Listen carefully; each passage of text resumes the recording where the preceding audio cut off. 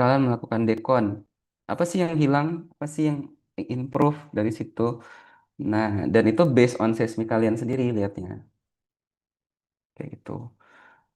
Nanti kalau ini sudah jadi slide-nya, nanti dari Dekon kan ada beberapa step lagi tuh dari mulai velocity analysis, kemudian NMO stacking, statik ya, residual statik, sampai migrasi ada 4 atau 5 step lagi. Tinggal dibikin sisanya saja, nggak perlu bikin dari awal karena sekarang udah mulai dicicil kan ya. Nah, ini masuk ke penilaian juga nanti. Nah, coba lihat timeline kalian. Bisa nggak keburu nggak untuk minggu depan? Atau 2 minggu lagi? Hanin nih, mana sih Hanin? Hanin, Ya, Pak. gimana?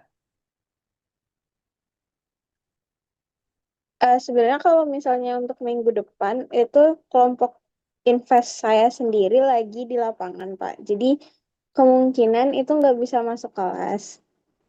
Cuman kalau tugasnya masih bisa diusahakan. Bisa diusahakan. Nggak usah mau minggu depan atau minggu depannya lagi. Kalau misalnya dari saya mau 2 minggu ke depan. Oke, ya kita ikut si Hanin aja ya. Dikumpulkan 2 minggu lagi. Itu adalah tanggal 4 ya. 4 November 2025 ya.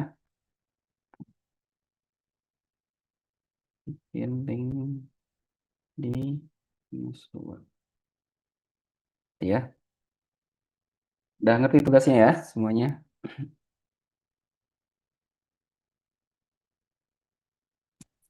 Pak, Oke, mau nanya Pak. gimana, Abdil? Berarti kita baiknya selesaiin dulu sampai dekonvolusi atau Selesai sampai langsung dekonvolusi. selesaiin dulu baru nanti bikin dari step awal lagi ya Pak. Baru. Mm-mm. Oke Soalnya kan Pak. sekarang udah hari ini kan bakal dekon nih. Em, terus dapat nanti output yang sudah didekon. Nah, dari awal itu kan udah input data, udah segala macam stepnya ya, Abdil ya, geometri. Nah, itu ditampilkan di PPT-nya, step apa aja yang kamu lakukan, apa aja yang berubah di data seismik, improvement apa yang terjadi, kayak gitu. Sebenarnya ini adalah cicilan untuk nanti em, pengumpulan laporan akhir sebenarnya. Maksudnya dari apa? Cicilan dari pengumpulan laporan akhir apakah nanti kita akan menggunakan ini ya, kembali maksudnya yang slide Mm-mm. step by stepnya bakal dipakai lagi di laporan ya Pak berarti. Iya, nanti di laporan kan kan bakal nampilin semua stepnya dari awal lagi kan. Kalau semua udah diambil ke print screen-nya, terus udah dibandingkan, udah keluarin, di outputin segala macam. Semua kan butuh waktu itu, Abdil. Oke baik Pak. Output-output segala macam, bandingin gitu ya. Terus kan bayangkan aja ya, misalnya kalian mau bandingkan hasil filter untuk CDP 25 sama misal 3 CDP deh atau tiga tiga shot gather gitu. Shot gather nomor 50, nomor 100, nomor 150. Itu aja udah tiga code yang harus ditampilin kan ya. Belum lagi kalau mau nampilin sebelum dan sesudah tak kali dua lagi berarti udah 6 dan lain sebagainya. Stepnya banyak sekali makanya. Takut saya sih nggak kekejar gitu. Jadi daripada nanti apa namanya saya ngelihatnya di akhir gitu ya, mending saya lihat sekarang biar saya bisa ngasih feedback biar nilainya bagus-bagus gitu. Ya. Ini kan Oke. sebenarnya kita berusaha manage ekspektasi kan, biar deal ya. Saya punya ekspektasi nih, bakal seperti ini. Tapi kalau ekspektasinya baru saya lihat di akhir, takutnya nggak sesuai, terus nanti nilainya jelek-jelek gitu. Maksudnya. Gitu, deal. Baik Pak, terima kasih. Oke. Oke, kita mulai ya. Ini sebenarnya masuk ke teori dekonvolusi, terus saya tunjukin cara ngerjainnya di Seismic Unix. Nanti mungkin akan dibantu oleh asisten juga gitu ya untuk apa namanya technicalitiesnya gitu ya. Oke, dekonvolusi. Nah, kita kan kalau di eh, metode seismik itu terkenal sekali ada metode namanya konvolusi. Sedangkan ini adalah dekonvolusi gitu ya. Jadi kalau dari arah flow-nya Dekon itu ke belakang bukan ke depan ya. Tapi kenapa sih kita perlu dekonvolusi? Jadi sebenarnya keterbatasan kita dalam em, metode seismik adalah source kita itu memiliki frekuensi yang em, terbatas gitu ya. Dia nggak tidak ada frekuensi dari nol sampai tak hingga nggak ada, pasti ada batasnya. Dan higher limitnya itu juga tidak tinggi-tinggi sekali. Biasanya kan bahkan tidak sampai 100 gitu ya, kadang-kadang di bawah 100 dan cuma sampai 60 Hz misalnya. Dan itu kecil sekali sebenarnya. Nah, masalahnya adalah kalau kita memiliki source dengan atau wavelet dengan frekuensi seperti itu, maka data seismiknya akan selalu ikut ke wavelet kita. Jadi frekuensi konten dari data seismik kita itu selalu merepresentasikan frekuensi konten dari wavelet atau dari sumber. Nah, supaya kita bisa mengextend, jadi gimana caranya supaya kita pengen data kita itu tidak terconstrain frekuensinya yang mengikuti wavelet tadi. Ya. Caranya bagaimana? Jadi kita harus mengambil efek dari wavelet dari data seismik kita ekstrak gitu ya, kita keluarkan dari data kita. Sehingga nanti data kita itu adalah data yang tidak terpengaruhi oleh efek dari waveletnya. Nah, efeknya tersendiri bagi data seismik apa? Kita akan lihat nanti ya.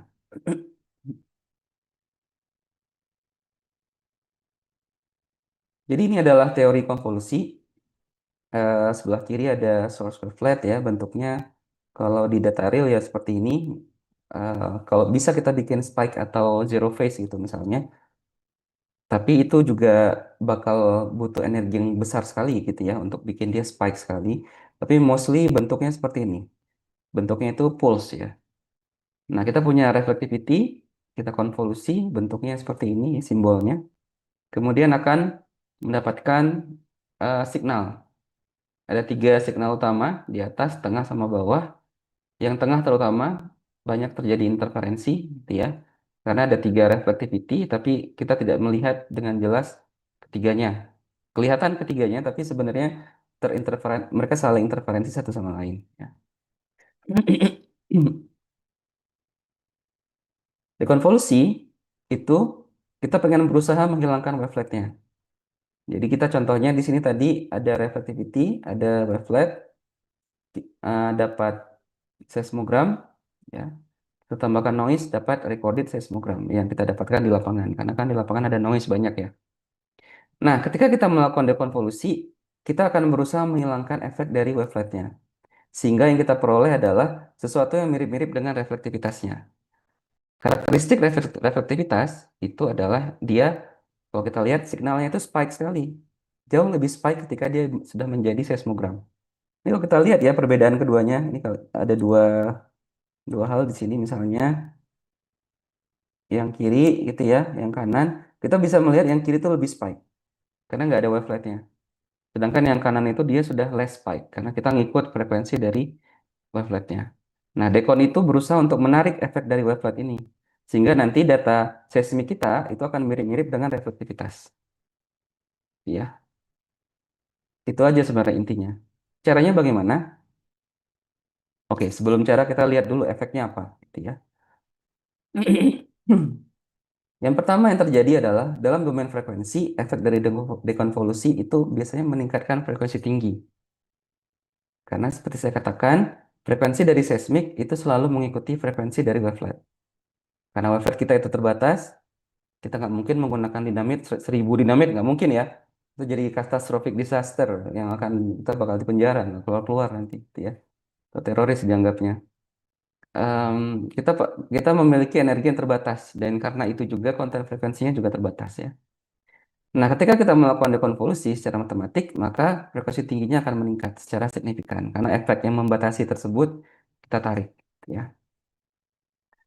Dalam domain waktu, efeknya itu adalah ringing. Nah, ini kan seperti kita lihat waveletnya bentuknya seperti ringing ya, kayak gini. Itu kalau kita dekonvolusi dia menjadi lebih spike. Efek ringingnya akan diambil atau hilang gitu ya.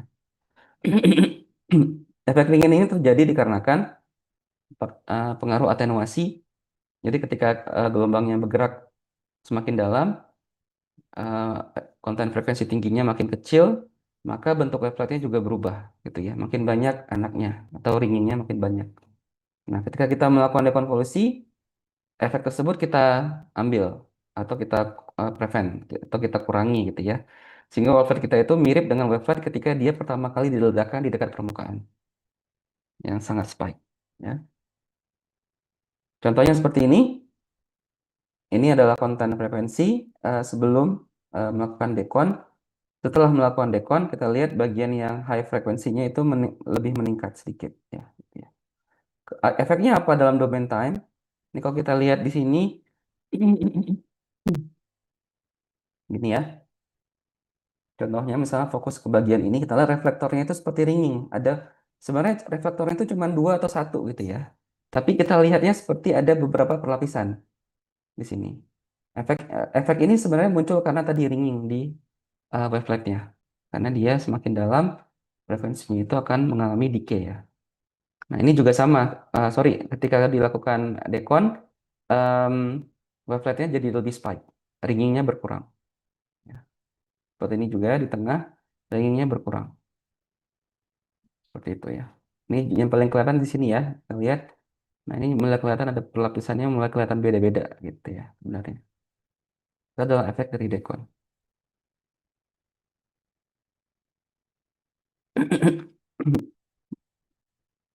Nah, masalahnya adalah kalau kita mau melakukan dekon, kita harus mengetahui konten, kita harus mengetahui karakteristik dari wavelet kita.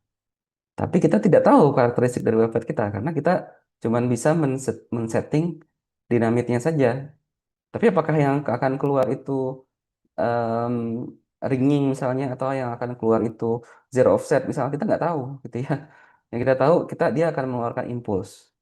Tapi apakah dia itu bentuknya yang kita inginkan belum bisa. Kita nggak punya kontrol terhadap wavelet kita. Nah, karena itu untuk melakukan dekonvolusi, kita harus menyelesaikannya secara matematis, gitu ya. Kalau kita punya wavelet, kita bisa langsung membaginya saja. Jadi operatornya nanti adalah seper dari waveletnya dikalikan dengan seismiknya, gitu ya. Tapi kalau kita tidak punya data informasi dari wavelet, kita harus menyelesaikannya dengan matematik, ya, cara matematik. Nanti akan saya jelaskan di bawah, ya. Kemudian, karena kita tidak mengetahui waveletnya juga, maka ada beberapa asumsi yang harus kita ikuti di sini. Yang pertama adalah velocity itu tidak berubah secara signifikan. Karena seperti kita ketahui, ketika gelombangnya itu memantul atau ditransmisikan, maka energinya berubah dan itu mempengaruhi konten frekuensi. Kalau perubahan itu terjadi secara signifikan sekali, secara lateral, maka operator dekonvolusi kita yang kita pengen selesaikan secara matematik tidak bisa menghandle variasi kecepatan tersebut. Jadi dia akan fail secara matematik gitu ya. Itu akan sulit sekali kita untuk trackingnya lagi nanti. Kemudian kita berasumsi bahwa waveletnya stationary dari segi bentuk dan frekuensi. Kita tidak walaupun secara realita wavelet itu berubah terhadap waktu dan jarak ya, karena tadi energinya juga berubah.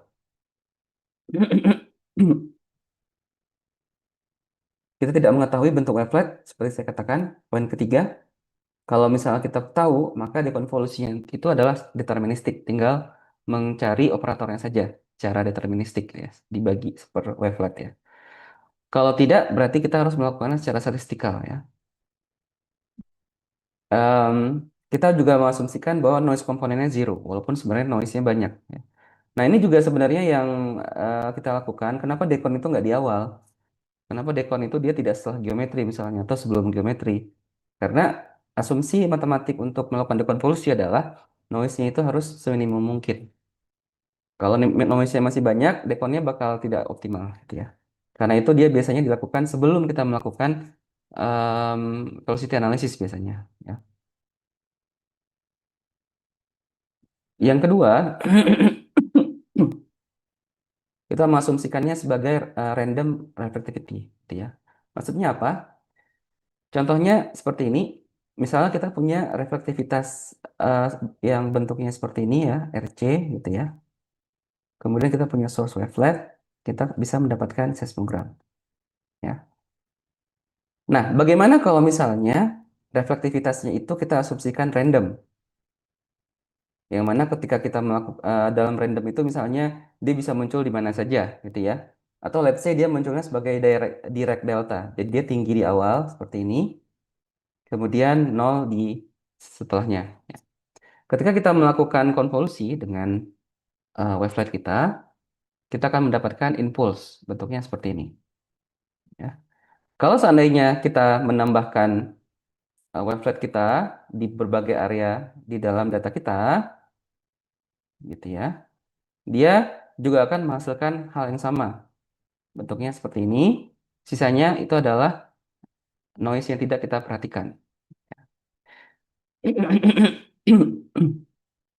Jadi sebenarnya yang perlu di take away dari sini adalah prinsip autokorelasi itu sangat diperlukan di em, dalam melakukan dekonvolusi. Kenapa? Karena sorry, saya nanya dulu deh ke Abdil. Abdil, kamu tahu nggak autokorelasi? Abdil, Gimana, Pak? kamu tahu nggak autokorelasi? Autokorelasi berarti eh secara otomatis atau gimana, Pak? Nggak ngerti. Apa? Secara otomatis atau gimana, Pak? Autokorelasi. Kalian tahu, Pak? Secara yang kamu paham aja, autokorelasi itu apa? Kalau dari bahasa, dari katanya sendiri ya, berarti otomatis akan mengkorelasi atau menghubungkan, oh bukan, itu bukan ya, kurang lebih kayak gitu sih Pak, auto untuk menyambungkan atau bukan ya? Hmm, nggak Oke, tahu sih Pak, aman. kurang lebih Gak gitu. apa-apa. Jadi intinya itu adalah ketika kita memiliki reflektivitas, kemudian kita melakukan em, apa namanya, melakukan autokorelasi atau mengkorelasikan reflektivitas itu dengan dirinya sendiri, gitu ya. Maka dia akan memiliki nilai maksimum ketika lag-nya itu dekat dengan lag nol di sini. Jadi kita misalnya punya reflektivitas atau kita punya sinyal apapun nih, Abdil. Kemudian kita melakukan, kita lihat sebenarnya yang mana sih miripnya. Kamu punya dua sinyal nih. Yang mana sih yang paling mirip antara dua sinyal ini? Maka ketika sinyalnya itu random atau non-random, dia akan menjadi sangat mirip keduanya ketika dia benar dempetan kan ya. Kalau kita geser kanan kiri kan nggak mirip lagi dia, karena kan random atau nggak random pun sama. Nah, ketika dia ditempel dan dia nempel dan dia mirip, itu kita kita bilangnya lag nol gitu ya. Ini kalau kita lihat autocorrelation function dia bentuknya itu mirip Dirac delta. Dirac delta ini formulasi matematik aja bahwa nilai maksimum itu dekat dengan lag nolnya di sini, gitu ya. Sedangkan di luar dari lag nolnya, data tersebut sebenarnya tidak lagi berkorelasi satu sama lain atau sisanya itu biasanya noise aja gitu, Abdul. Jadi sinyal kalian itu sebenarnya numpuknya di awal saja. Di sini saja numpuknya. Ketika kita melakukan autokorelasi sebenarnya. Jadi bayangkan kamu punya data seismik, kamu melakukan autokorelasi terhadap dirinya sendiri, maka sinyal yang berkorespondensi dengan reflektivitas itu akan berkonsentrasi di lag yang dekat dengan nol. Ketika dia tidak lagi berkorelasi satu sama lain, maka itu noise gitu ya. Nah, ini bentuknya seperti ini. Kita akan lihat nanti, Abdil, karena salah satu input untuk melakukan em, dekonvolusi adalah kita harus mengetahui dulu lag-nya berapa, gitu ya. Korelasi yang terjadi di data seismik itu terjadi sampai lag berapa, sampai mana, gitu maksudnya. Oke, ada dua tipe dekonvolusi. Yang pertama spiking deconvolution, yang kedua predictive deconvolution. Seperti saya katakan tadi, langsung caranya aja. Saya mau melakukan dekonvolusi. Ya. Let's say misalnya pakai spiking dekonvolusi, pakai inverse filter. Ya. Saya punya waveletnya udah tahu nih. Kebetulan saya tahu wavelet saya, function untuk wavelet saya tahu. Nah, yang dilakukan adalah saya melakukan inverse dari wavelet saya. Jadi seper dari WT-nya. Seper WT tersebut itu menjadi yang namanya operator dekon atau dekon operator. Bentuknya seperti ini. Contohnya, jadi operator dekon itu adalah HT. Dia biasanya itu sama dengan direct delta dikalikan dari inverse dari waveletnya. Nah, HT ini kemudian itu kita kalikan dengan seismogram kita atau recorded seismic kita. Kita kemudian akan menghasilkan output. Ya. Jadi tahapan yang paling penting dari dekonvolusi adalah kita harus menentukan dulu operator dari dekonvolusinya. Untuk inverse filter, yang waveletnya diketahui tinggal seper dari waveletnya saja. Gitu ya. Contoh misalnya seperti ini, kita misalnya tahu wavelet kita minimum phase, em, amplitude dari waveletnya adalah 2 dan -1. Ya.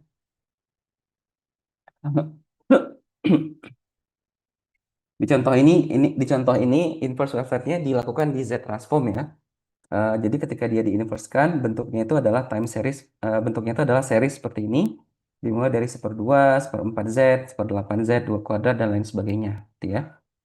Nah, konstantanya kemudian dikeluarkan, bentuknya seperti ini, kemudian dia dikalikan dengan nilai waveletnya. Nanti operator yang diekspektasikan itu akan bernilai 1, 0, 0, dan -1,125. Nah, kalau kalian lihat, bentuk 100 -0,125 ini persis bentuknya kayak ini tadi, direct delta kan ya. Jadi dia tinggi di awal, sisanya kan mendekati 0 kan. Jadi operator dekon itu kita berusaha untuk membuat suatu operator yang mana outputnya itu nanti mirip-mirip seperti ini. Gitu ya. Nah, kalau kita plot bentuknya nanti seperti ini. Jadi bentuk dari em, operator dekonnya itu nanti bentuk seperti ini. Jadi ketika nanti kita melakukan perkalian atau konvolusi dengan data seismik kita, nanti yang dilewatkan oleh operator kita itu hanya sinyalnya saja, sedangkan non signal yang mana ada sinyal lain yang berulang seperti ringing tadi yang seperti saya katakan itu bisa kita hilangkan, gitu ya. Kita juga bisa mencari operatornya menggunakan least square ya. Jadi sinyal waveletnya sama 2 sama -1, tapi operatornya kita anggap dia nilainya B dan A. Ya, tadi kan selesaikannya pakai Z transform ya. Sekarang misalnya cuma B dan A saja, gitu ya. Nah, kalau kita melakukan perkalian matriks, kita dapat outputnya seperti ini. Tapi output yang kita harapkan adalah 1, 0 sama 0 juga. Supaya bentuknya itu mirip seperti direct delta, kan ya. Nah, metode least square itu mencari selisih terkecil antara dua angka. Maka kita akan memperoleh nilai seperti ini. 2A dikurang 1 dikuadratkan. 2B dikurang A dikurang 0 dikuadratkan. Minus B dikurang 0 dikuadratkan. Nah, untuk mencari solusinya, solusi terkecil, maka kita biasa melakukannya itu dengan menurunkan first derivative ya. DE per DA per do A, do E per do B. Seperti ini ya. Em, Dapat persamaan garis yang bisa kita selesaikan mendapatkan A dan B operatornya bentuknya seperti ini. Nah, A dan B tersebut dimasukkan lagi ke sini ya ke matriks awal. Terus kita lihat output yang diharapkan itu menjadi 0,95 minus 0,095 sama minus 0,19. Bentuknya mirip dengan desired output kita yaitu 1, 0 sama 0. Gitu ya. Nah, ini adalah operator dari dekon yang kita hitung berdasarkan contoh mudah ini, gitu ya. Oke, perlu diingat juga bahwa untuk proses dekon secara matematis itu diasumsikan menggunakan minimum phase ya. Jadi impuls seismik ketika dilakukan akuisisi itu asumsinya memang dia minimum phase karena itu dipakai minimum phase. Kalau misalnya nanti kalian melakukan dan data kita sudah minimum phase jadi nggak ada masalah gitu ya. Kalau misalnya nanti kita mau melakukan dekon di data dengan phase yang lain, perlu diingat bahwa operatornya nanti akan memiliki bentuk yang berbeda kalau seandainya dibandingkan kalau seandainya dia hanya minimum phase saja, gitu ya.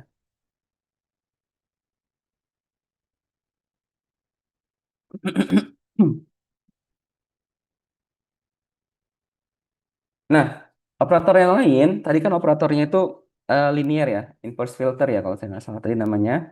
Ada dua, ada Z transform, ada tadi satu lagi least square ya. Nah, operator filter yang lain atau operator dekon yang lain itu namanya bisa dikatakan sebagai winner filter. Winner filter ini sebenarnya sama mirip-mirip matriksnya dengan matriks matriks dari inverse filter. Kita punya bagian operator di sebelah kiri, kita punya konstanta operator yang ingin kita cari, kita punya desired outputnya. Ya. Nah, untuk bagian operatornya, untuk winner filter itu diasumsikan bahwa dia akan memiliki operatornya itu nanti akan memiliki nilai yang sama persis ketika kita melakukan autokorelasi dari seismic trace kita. Ya. Jadi operator dari winner filter itu bisa didapatkan ketika kita bisa melakukan autokorelasi dari data seismik kita. Nah, dari situlah nanti kita bisa menentukan lag, minimum lag, maksimum lag untuk operator dekon yang akan kita gunakan ketika melakukan dekonvolusi. Ya. Bagaimana nanti sistem untuk di seismikoniknya nanti akan saya jelaskan di bawah ya. Ini tidak akan terlalu detail. Ini mungkin sedikit saja ya, nggak perlu lama karena kita nggak menghilangkan multiple di sini. Jadi di data seismik itu ada noise yang namanya multiple. Multiple itu seperti namanya, dia karakteristiknya adalah reverberasi, dia berulang terus. Ya. Jadi di data seismik nanti akan kelihatan mana ketika, ketika kita melakukan autokorelasi akan kelihatan yang mana nanti signal yang sebenarnya, signal primer, yang mana nanti signal hasil dari reverberasi yang berulang di belakangnya. Nah, supaya kalau kita tahu lag dari pengulangan multiple tersebut, kita bisa memprediksi kapan sih multiple tersebut akan muncul ketika kita melakukan dekonvolusi. Nah, ini adalah basis untuk melakukan predictive deconvolution gitu ya. Tapi kita tidak melakukannya di data kita karena kita tidak punya multiple biasanya. Karena data kita adalah data darat ya. Kalau data laut banyak multiplenya karena kontraksi pedansi air sama apa namanya sama water surface itu terlalu besar atau air laut sama udara kan terlalu besar ya karena itu sering terjadi multiple situ ya. Nah ini adalah hasil em, dekonvolusi predictive decon, stacking decon.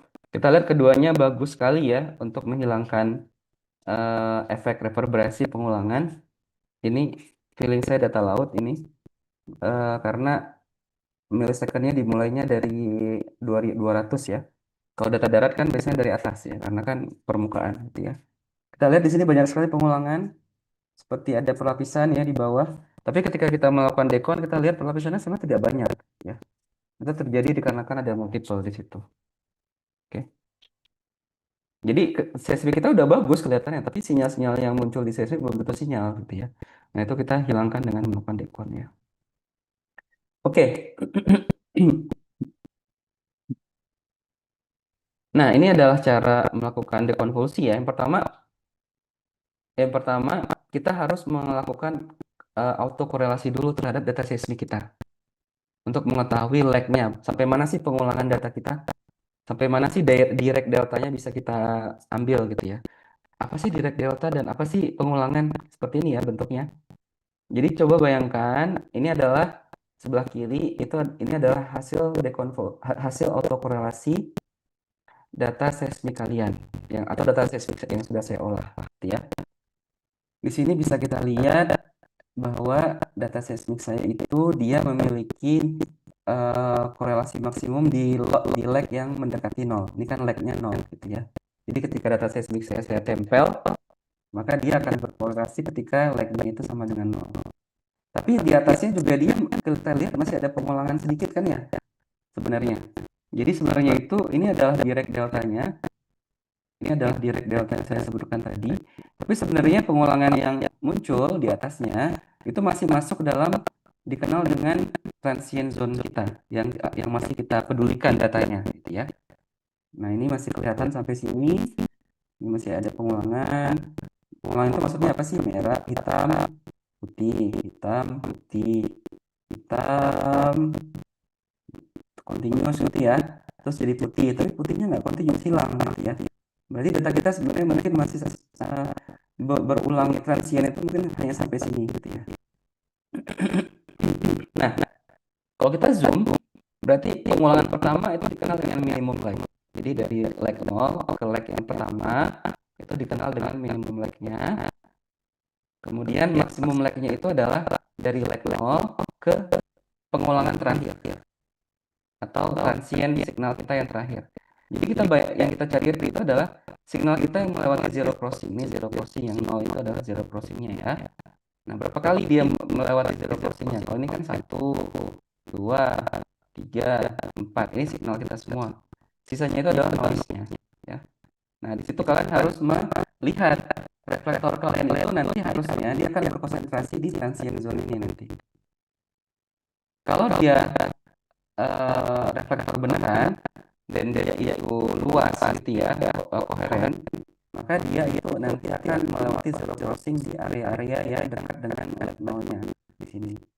Sedangkan di luarnya itu sudah tidak ada lagi ya. Jadi tugas kalian nanti adalah lihat di sini. Ini kan 0. Dari 0 ke sini berapa sih lag-nya? Misalnya 0,03, 0,02, tergantung kalian nanti hitungnya berapa ya. Kemudian maksimum lag-nya berapa? Dari 0 berarti ke 0,07 misalnya, 0,08, nanti kalian hitung 0,09, terserah kalian. Gitu ya. Nah, itu adalah operator dekonvolusi, parameter operator dekonvolusi yang dilakukan di sesi ini. Cara mengeluarkan ini bagaimana? Cara seperti ini.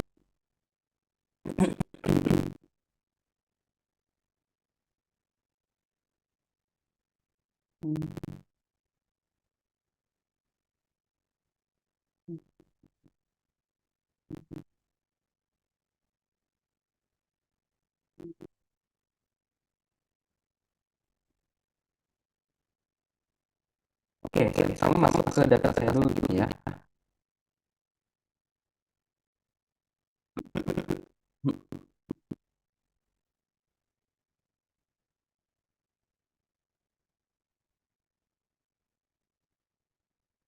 Oke, ini kan data saya banyak ya, tapi sebenarnya caranya itu cuman kayak gini aja. Kita melakukan decon itu domain dalam domain short gather ya. Jadi key-nya itu adalah EP, nomornya terserah kalian, 100, 200, silakan. Tapi pakai data yang sudah difilter ya. Jadi kalau data saya yang sudah difilter, misalnya saya lihat dulu header-nya. Data geom.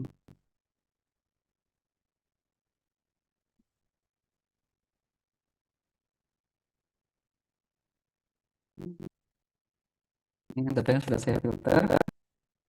.su. Saya mulai dulu EP-nya berapa gitu ya.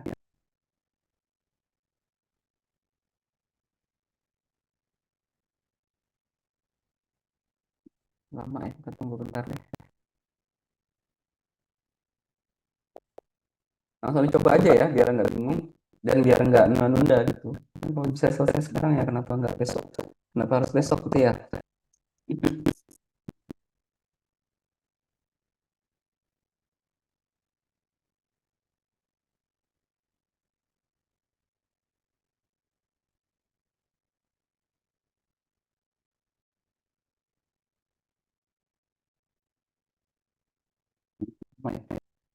Nah, sudah. Ini EP-nya saya ada misalnya dari 32 sampai 22. Ini nanti coba beberapa ya, jangan satu EP doang ya. Ini misalnya saya coba EP 100 gitu kali ya. Jadi balik ke sini. Saya mungkin yang sekian saya tulis itu ya, zoomin. Kita kita pindahin dulu datanya. Kita start sorting ya. Terhadap shredder key data jauh.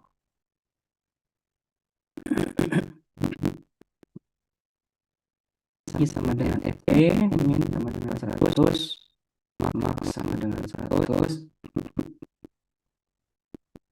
Nah, ini coding untuk autokorelasi adalah SWA-core ya di sistem Unix. NA out ini adalah number of sampling data kalian. boleh pakai number of sampling sesuai dengan data sesi kalian. Di sini ada 1.500-an gitu ya. Tapi menurut saya agak terlalu lama runningnya. Jadi saya pakainya itu 750 saja gitu ya. Makin dia tinggi itu makin kelihatan jelas aja nanti ringingnya. Ya, tapi kalau misalnya eh, saya udah terbiasa ngeliat jadi nggak perlu terlalu detail banget gitu ya. Kemudian kita tampilkan hasil ininya, hasil operasinya. Desainnya jangan lupa 80 misalnya. Terus di dan aja gitu ya. Kita enter.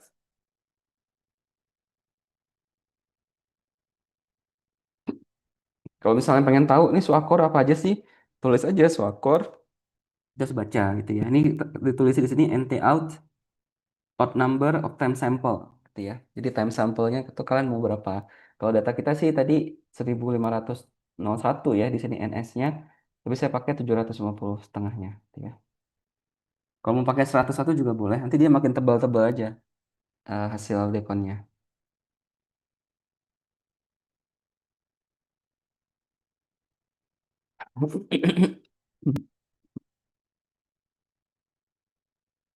Nah, ini keluar ya, di kiri, diperbesar gitu ya.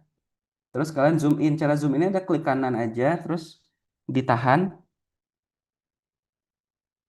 kayak gini, gitu ya. Terus dibuka gitu ya. Kalau misalnya terlalu jauh, klik kanan lagi biar dia terbuka. Kita ngambil dari 0,3 misalnya ya.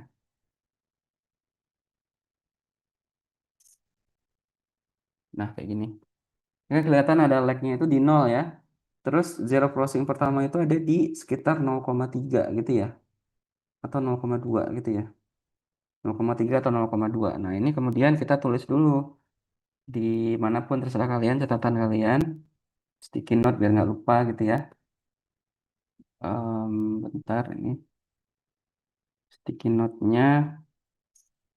Nah, ini min lag-nya itu berarti 0,02 gitu ya. Atau 0,03. Sekitar itu misalnya. Atau mau lebih juga apa-apa. Dicek 0,03. Max lag-nya. Ini zero crossing yang terakhir. Kemungkinan yang hitam ini ya. Yaitu sekitar 0, ini 0,05. Ini 0, berarti sekitar 0,08 ya. 0,08 sampai 1 gitu kali ya. Ini juga 0,4 deh. Nah, ini adalah minimum lag sama maksimum lag ya. Yang kita butuhkan. Kemudian selanjutnya apa kalau sudah dapat lag-nya? Nah, kalau sudah dapat lag-nya, kita coba nanti melakukan dekonvolusi dengan source namanya SUPEF ya. Ini kalau kita bilang ini adalah predictive error filtering, winner filter ya. Least square pakainya tadi persis seperti yang saya jelaskan tadi matematiknya. Ya. Jadi operatornya dia ada minimum lag, maximum lag. Sudah dapat tadi minimum lag adalah zero crossing pertama, maximum lag adalah zero crossing terakhir yang kelihatan. Ya. Terus ada parameter yang namanya noise itu juga saya mau sama tambah lagi. Ya. Min core-nya itu min start of process window ini nggak di checklist karena kita pakai mode sesi kita tidak melakukan dalam zona tertentu. Kalau kalian melakukan dalam zona tertentu maka T-min-nya harus didefinisikan. Misalnya mulai dari satu milisecond sampai 3 milisecond. Misalnya mulai dari 5 milisecond sampai 10 milisecond. Tujuannya apa? Kalau datanya terlalu besar, kadang-kadang kita pengen cek dulu hasilnya di reservoir kita misalnya, gitu kan ya. Nah, karena itu kita biasanya pakai Windows. Ada min core sama max core-nya. Tapi kalau nggak usah pakai itu ya. Winner bout ini sama dengan 0 defaultnya. Tapi kalau kalian ganti jadi 1, nanti dia akan show winner filter on each trace. Jadi dia akan mengeluarkan keterangan trace mana saja yang sudah dilakukan winner filter. Lebih lama aja nanti ini sebenarnya. Karena ada extra print-nya gitu ya. Metodenya di sini ada linear itu default ya. Tapi kalau kalian misalnya nggak pakai linear, which is belum saya ajarkan juga, boleh dicoba juga di sini. Ada mono, ada akima, ada spline, dan lain-lain. Nah, cara bikinnya bagaimana? Tinggal di subpath saja.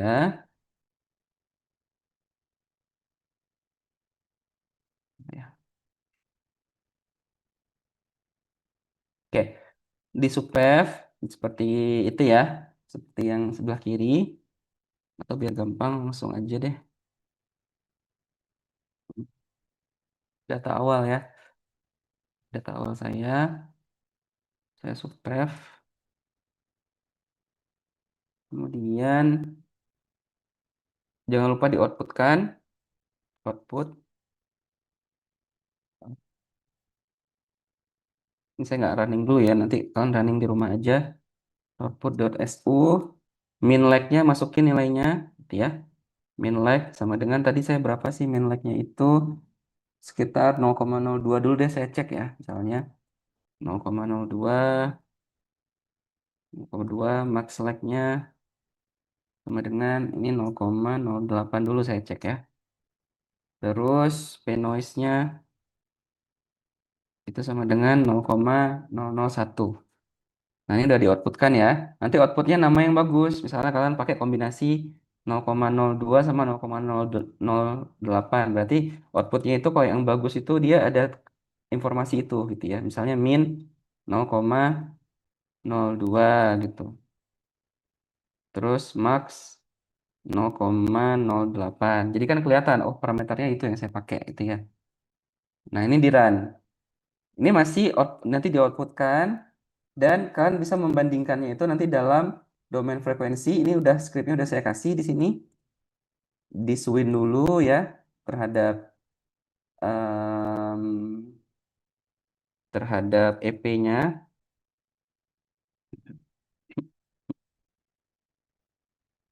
Kemudian di swing lagi terhadap nomor trace-nya, baru dikeluarkan hasil FFT-nya ya.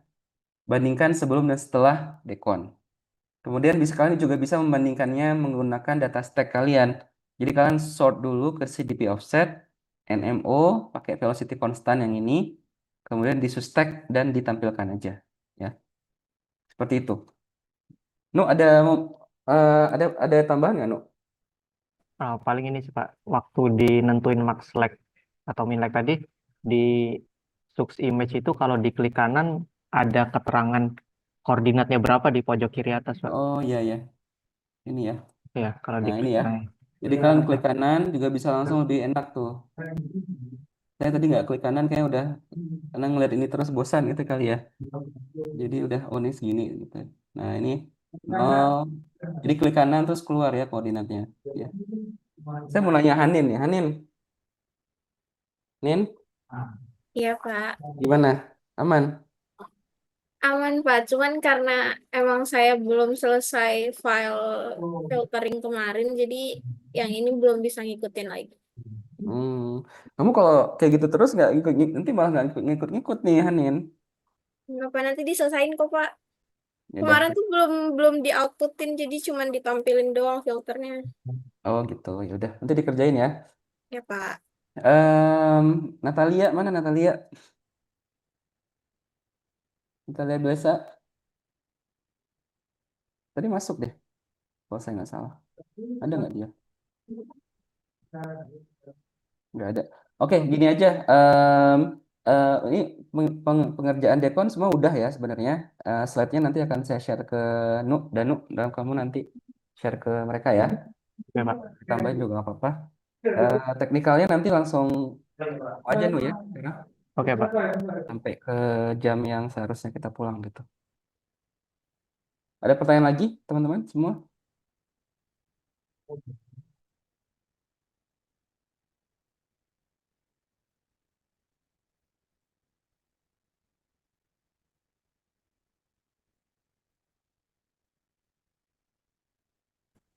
Pak, Ya, menanya kalau misalkan yang apa yang data input kita tadi kan yang udah difilter ya. Nah, kalau misalkan yang udah difilternya tapi pakai FK aja itu nggak apa-apa kan ya? Atau maksudnya kayak salah satu dari yang nggak mungkin apa-apa. Kalau menurut kamu ground roll-nya sudah hilang dan random noise-nya nggak banyak itu ya nggak pakai FK aja sebenarnya, nggak masalah. Tapi harus ada alasan di situ.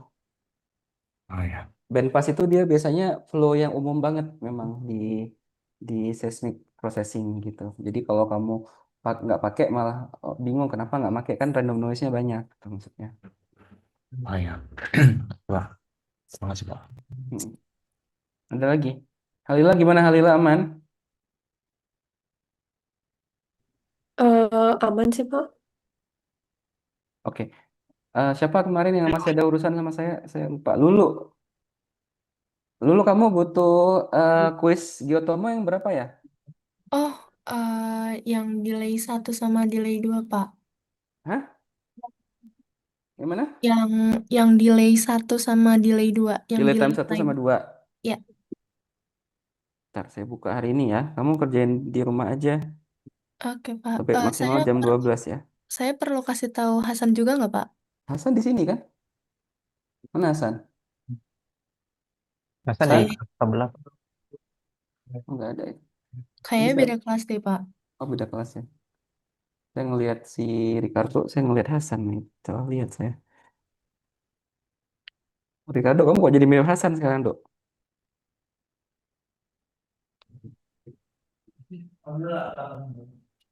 Oke.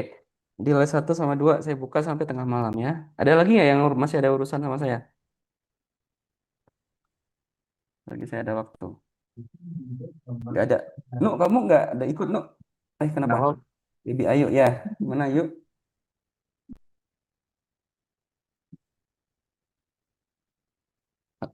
Lebih klasik juga.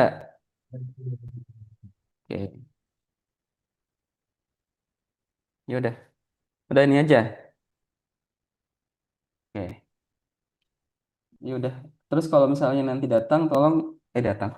Kalau misalnya masih ada di UI hari Senin minggu depan ada dosen dari Colorado School of Mine ya. Kayaknya deannya gitu, yang head of geofisiknya itu datang ke UI dan mau ketemu sama mahasiswa geoscience. Dan dia lagi cari mahasiswa yang mau lanjut master ke sana. Banyak itu em, eh, source fundingnya, bisa jadi teaching assistant gitu ya, dan segala macam. Ini sih saya pengennya si Danu nih yang ikut nih, dia malah pergi nih, Nu. Itu cuma 1 hari ya, Pak? 1 hari. Ah, Kamu berangkat ke sana gimana? Kamu ah, asistenin siapa sih? yang di Jakarta Utara, Pak. Kelompoknya mana? Kelompoknya si Ayu. Abdil. Bukan, bukan. Enggak. Fatir, Fatir. Lulu, Iya, Lulu. Fatir. Kelompok saya Pak. Ah, Ya udah, Lulu tinggalin aja, ngapain kamu ikut-ikut si Lulu ini? Ih Bapak. Suruh sendiri aja lah Lulu, kamu. Ih Bapak ih. tapi waktu tanggalnya juga belum fix, Pak. Saya juga bingung. Oh ya udah, nggak usah difiksin lah Lulu, biar Ih si ini. Bapak baru difixin kemarin. Atau gimana kayak gitu, Nu, biar kamu datang aja 2 jam gitu. Nah, itu. Pikiran saya juga gitu sih, Pak. Nanti kan nggak usah seharian. Saya bilang nih, this is my student gitu. Ya, He wants to study at ini. Nanti saya urus di belakang. ya, nanti saya bicarakan lagi. Tapi kamu kalau keluar negeri ke Amerika pulang, Nu, jangan tinggal di sana. Nanti, sekarang masih baik-baik tuh. Pulang-pulang udah tatuan semua nanti. Di Depok aja saya jarang pulang, Pak. Oke oke, ya udah. Ya udah, sukses ya semuanya. Saya doakan. Tolong dikerjakan di Dekon ya, jangan diremehin ya. Nanti udah janji 2 minggu lagi. Ini kalau 2 minggu nggak ada, udahlah, selesai semuanya kita semua urusan ini. Pengumpulan tugas, tugas sedikit, sedikit 1 2 minggu lagi. Oke, Nuk, silakan, Nuk. Saya izin off cam ya. Tapi Ya, saya Pak. masih dengar kok. Oke, Pak. Silakan.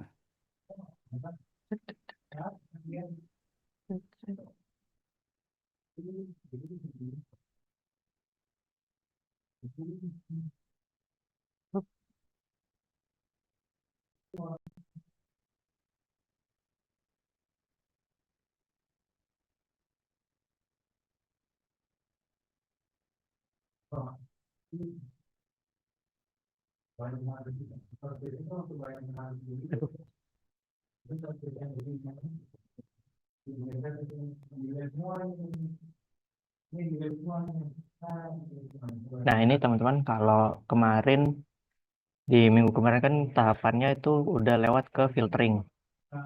Jadi harusnya expected data yang kalian punya itu data geom, terus data filter, entah itu FK atau habis FK terus bandpass.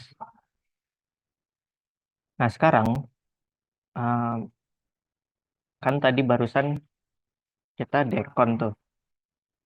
Ini udah ada scriptnya sih.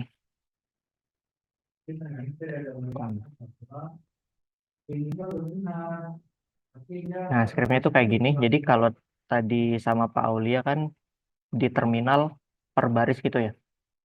Ini bisa juga kita bikin shell scriptingnya kayak gini. Jadi tinggal ganti parameternya atau input datanya, terus parameternya di define di awal, dan ya sama aja sebenarnya.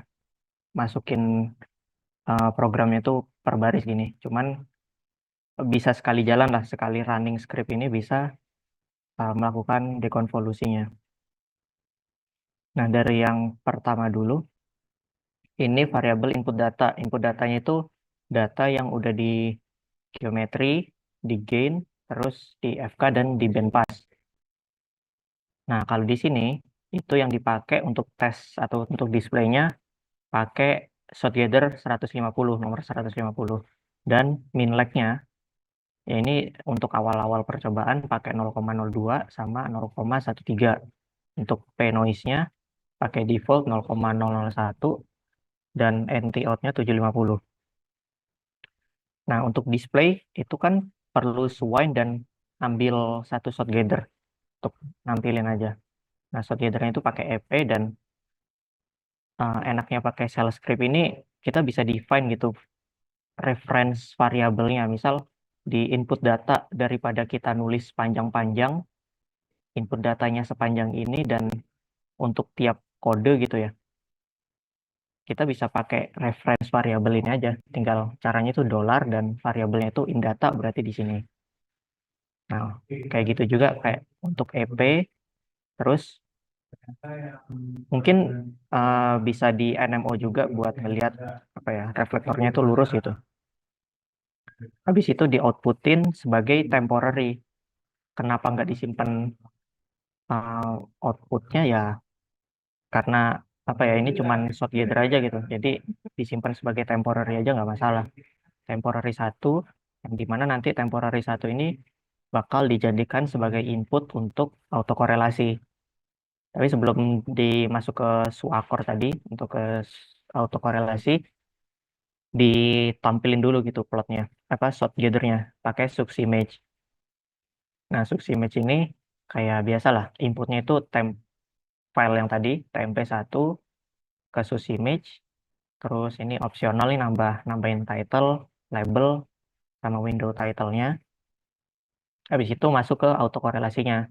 Autokorelasi terus anti out-nya habis di autokorelasi diplot dibawa ke source image.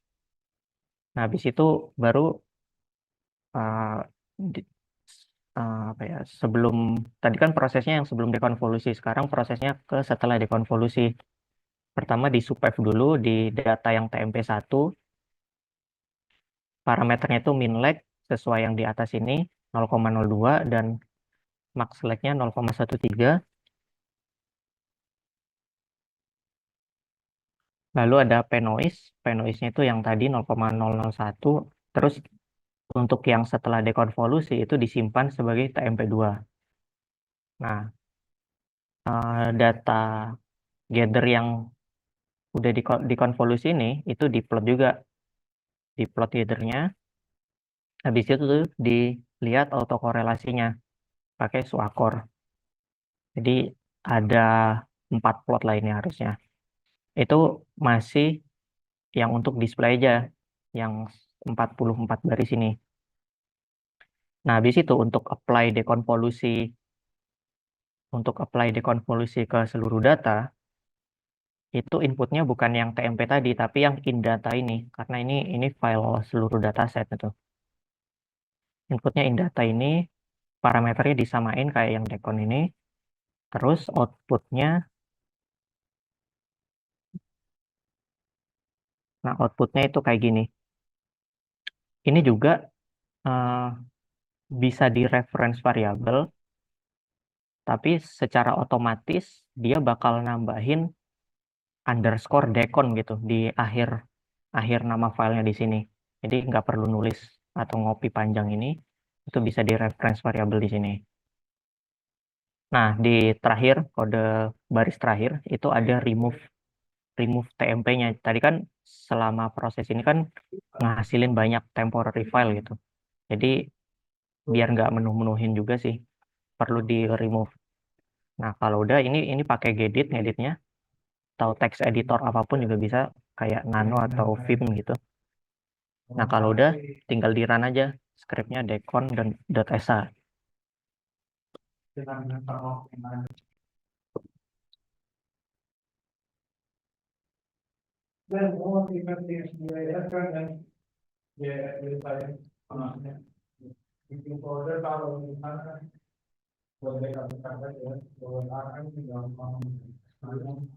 Bang, tadi penentuan VNMO-nya dari mana, Bang? Oh, konstan sih ini. Bisa pakai ini aja deh, biar nggak bingung. VNMO 1700, 2750, 3000. Ya pakai yang ini aja. Aduh,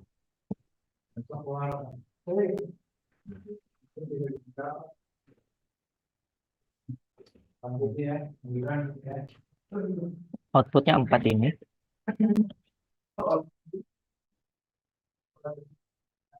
After ini gather yang setelah decon, ini autokorelasi sebelum decon. Ya, ceknya di autokorelasi aja sih, biar enak.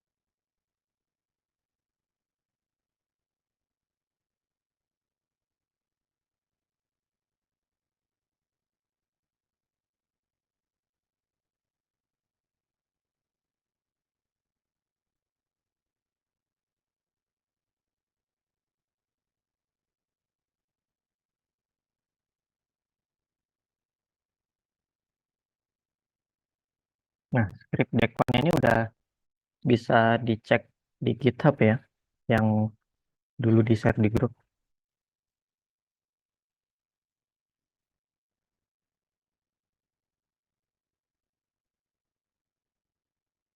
Di folder notes, terus yang noise attenuation.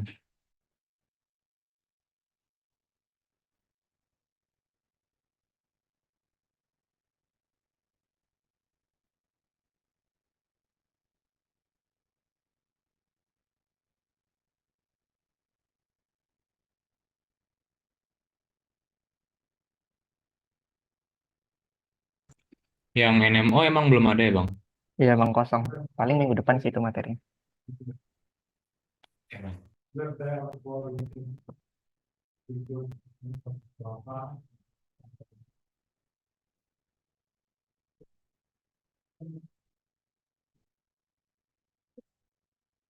Ada yang error dekornya.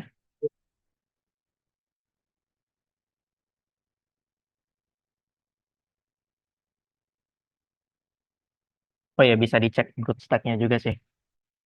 Edit.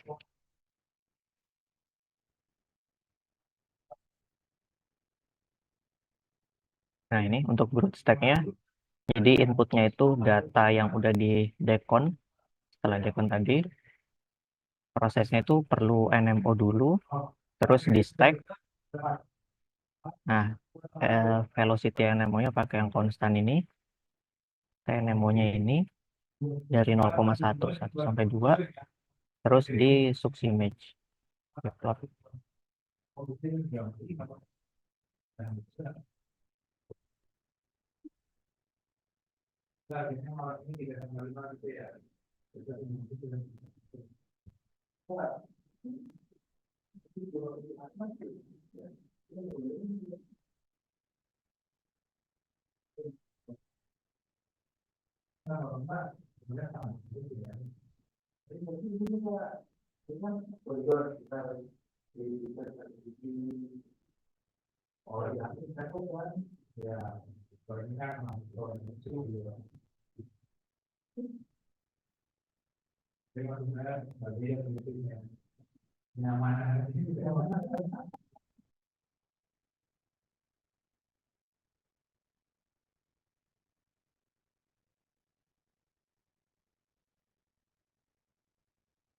Nah, untuk yang sebelum decon,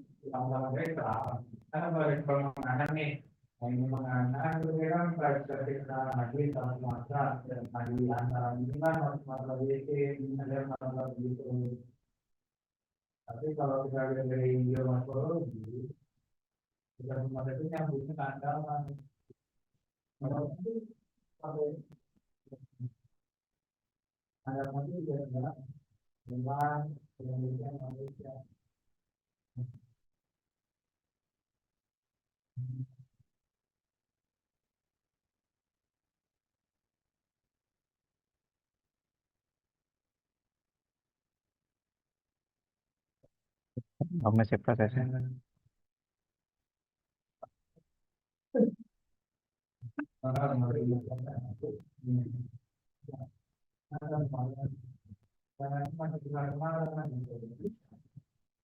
Kalau ada yang error bilang aja ya.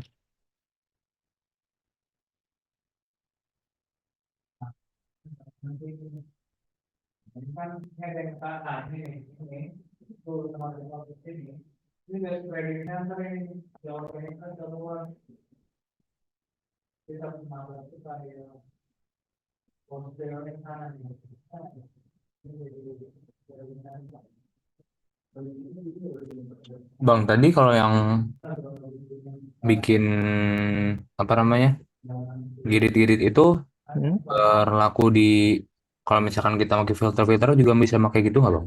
bisa kok di di GitHub juga udah ada kok. Oh Selain selain Decon, di atasnya kan ada FK sama Bandpass. iya.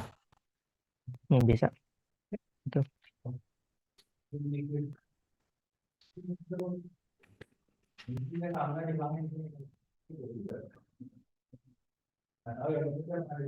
Tinggal disimpan sebagai ya shell script aja.